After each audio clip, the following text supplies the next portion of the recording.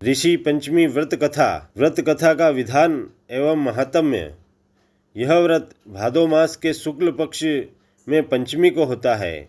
व्रत करने वाले स्त्री पुरुषों का धर्म है कि वह सूर्योदय के पूर्व ही बिस्तर का त्याग कर दें एवं अपने नित्य कर्मों से निवृत्त होकर गंगा जी में स्नान करें। जहाँ गंगा जी नहीं है वहाँ पास की नदी में स्नान करें। यदि नदी न हो तो सरोवर में स्नान करें, और यदि सरोवर भी निकट न हो तो कुएं के शुद्ध जल का अर्थात किसी भी शुद्ध जल से स्नान करें।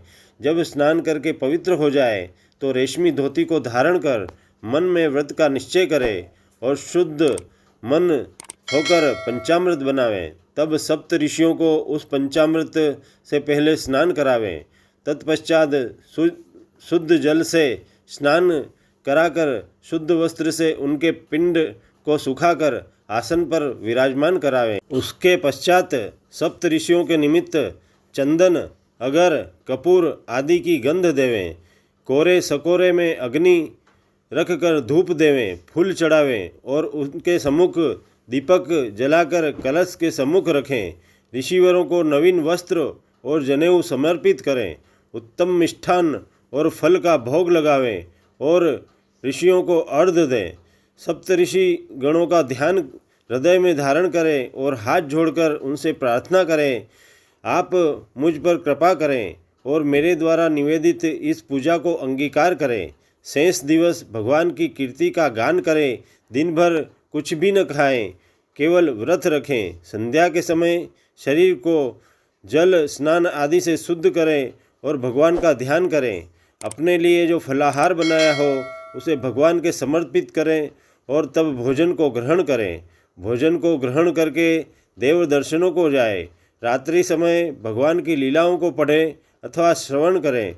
ब्रह्मचर्य से रहें। जो स्त्री या पुरुष इस प्रकार इस महान व्रत को धारण करते हैं वह इस लोक में धन धान्य, पुत्र पौत्र आदि समस्त सुखों का भोग करते हैं और अंत समय में स्वर्ग को प्राप्त होते हैं। ऋषि पंचमी व्रत कथा। एक समय राजा सीताश्व धर्म का अर्थ जानने की इच्छा से भगवान श्री ब्रह्मा जी के समीप गए और उनके चरणों में शीश नवाकर बोले, हे आदिदेव, आप समस्त धर्मों के प्रवर्तक और गूढ़ धर्मों को जानने वाले हो।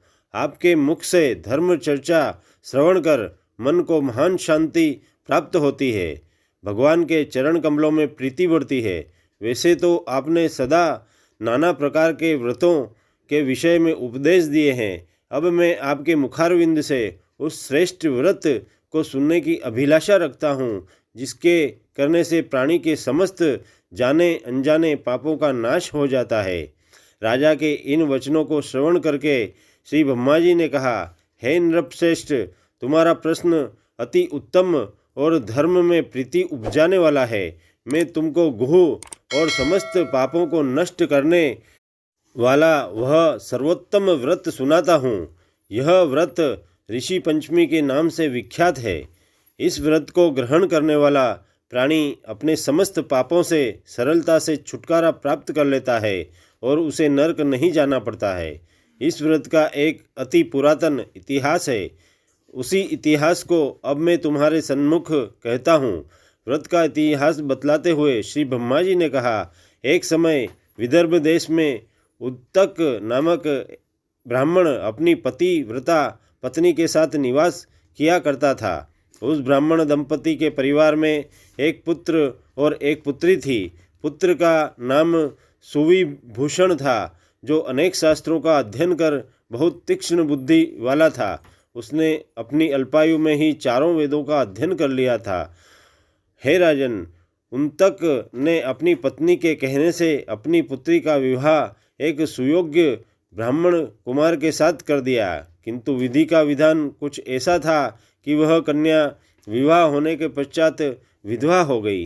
अब ब्राह्मण कन्या अपने धर्म का पालन करती हुई अपने पिता के यहाँ रहने लगी। अपनी कन्या के दुख से दुखी होकर एक दिन उन्तक अपने घर को अपने पुत्र की देखरेख में छोड़ गया और अपनी स्त्री और कन्या को लेकर गंगा जी के किनारे एक आश्रम बनाकर रहने लगा।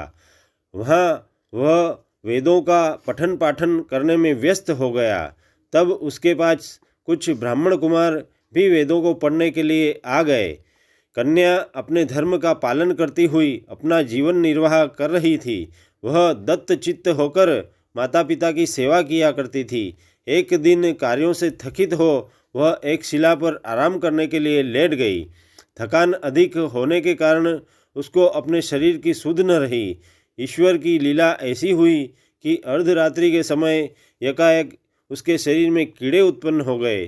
शिष्यों ने उसे वस्त्र विहीन तथा उसके शरीर पर कीड़ों को रेंगता देखा तो उन्होंने अपनी गुरु पत्नी को जाकर यह समाचार बतलाया। अपनी कन्या के शरीर में कीड़े पड़ जाने की बात सुनकर ब्राह्मणी विलाप करती हुई उस शिला के पास पहुंची। वहां उसकी कन्या सचमुच ही वस्त्र विहीन तथा बेसुध पड़ी हुई थी।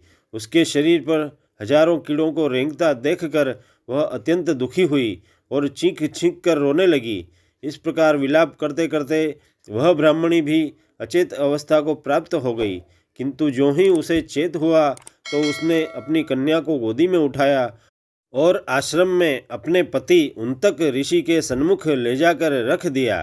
कन्या की उस दशा को देखकर वह ब्राह्मणी अपने पति से बोली कि हे स्वामी, आप कृपा कर मुझे यह बतलाइए कि आपकी इस साध्वी कन्या की यह दुर्दशा किस दुष्कर्म के कारण हुई है।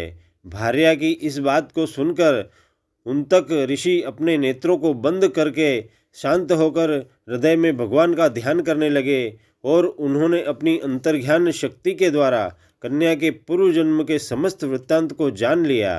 तब अपने नेत्रों को खोलकर वे कहने लगे कि हे प्रिय, हमारी यह कन्या अपने पूर्व के 7वें जन्म में एक ब्राह्मणी थी। उस समय इसने एक बार रजस्वला होते हुए भी घर के घड़े आदि बर्तनों को छू लिया था। बस उसी पाप के कारण आज इसके शरीर में कीड़े उत्पन्न हो गए हैं। शास्त्रानुसार रजस्वला स्त्री पहले दिन चांडालिनी, दूसरे दिन ब्रह्म हत्यारिणी, तीसरे दिन एक धोबिन के समान होती है और चौथे दिन वह स्नान करने के पश्चात शुद्ध हो जाती है। शुद्ध होने के बाद भी इसने अपनी सखियों के साथ ऋषि पंचमी व्रत को होता देखकर भी उसमें रुचि नहीं ली। व्रत के उत्सव के दर्शन मात्र से तो इस जन्म में इसको उत्तम ब्राह्मण कुल प्राप्त हुआ है। मुनि के इस प्रकार के वचनों को श्रवण कर उसकी पत्नी बोली, हे स्वामी, जिस व्रत के दर्शन मात्र से ही इसने आपके उत्तम कुल में जन्म लिया, परंतु जिसका तिरस्कार करने मात्र से शरीर कीड़ों से भर गया, ऐसे महान और आश्चर्यजनक व्रत को आप कृपा करके मुझे अवश्य बतलाइए। तब उन्तक ऋषि आनंदित होकर बोले, हे भद्रे, यह व्रत समस्त व्रतों में उत्तम है। तुमने इस व्रत की जानकारी चाही है, सो समस्त प्राणी मात्र के लिए लाभदायक होगी। इसके प्रभाव से समस्त पापों का नाश हो जाता है। इस व्रत को करने वाला निश्चय ही दैहिक, भौतिक और दैविक तीनों प्रकार के कष्टों से छुटकारा प्राप्त करता है। व्रत करने वाली स्त्री अपने सौभाग्य को प्राप्त करती है। यह चमत्कारी व्रत भाद्रपद मास के शुक्ल पक्ष की पंचमी के दिन होता है। व्रत करने वाली स्त्री को चाहिए कि वह गंगा या उसके समान पवित्र नदी अथवा कुएं के जल से स्नान करे और नित्य कर्मों को करने के बाद विधि विधान से पंचामृत बनाकर श्रद्धा और भक्ति सहित सप्त ऋषियों को उससे स्नान करावे।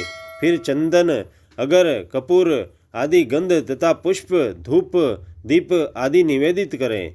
पहले भूमि को गौ के गोबर आदि से शुद्ध करके उस पर अष्टदल कमल बनाकर अरुंधति सहित सप्तऋषियों की स्थापना की जाती है। पवित्र वस्त्रों और यज्ञोपवीतों को अर्पित करें। उत्तम फलों और मिष्टान से उनका भोग लगावे तथा अर्घ्य दे। अरुंधति सहित सप्तऋषि तथा कश्यप, अत्रि, भारद्वाज, विश्वामित्र, गौतम, जमदग्नि और वशिष्ठ जी का ध्यान करके इस प्रकार प्रार्थना करें, हे श्रेष्ठ ऋषिवरों, आप सभी मेरी पूजन को स्वीकार करें तथा मुझे कृतार्थ करें। आप मेरे द्वारा निवेदित किए हुए अर्घ्य, भोग आदि को स्वीकार करें। जो स्त्री ब्रह्मचर्य धारण करती हुई इस व्रत को करेगी वह उत्तम वांछित फल को प्राप्त करेगी, इसमें संदेह नहीं है। इस व्रत का फल समस्त तीर्थों के दर्शन और संसार के समस्त दानों से भी श्रेष्ठ है। सुख पाने की इच्छा से जो स्त्री इस व्रत को धारण करती है वह स्वयं सुंदर स्वरूप और उत्तम गुणों से परिपूर्ण हो पुत्र पौत्र आदि को प्राप्त करती है। इस व्रत को करते हुए वांछित फल प्राप्त करने के पश्चात इस व्रत का उद्यापन भी करना चाहिए। चतुर्थी के दिन एक बार भोजन करके पंचमी के दिन व्रत आरंभ करें। स्नानादि करके गोबर से लीपकर उस स्थान पर सर्वतोभद्र चक्र बनाकर पहले कलश की स्थापना करें। समस्त पूजा सामग्री एकत्र करें।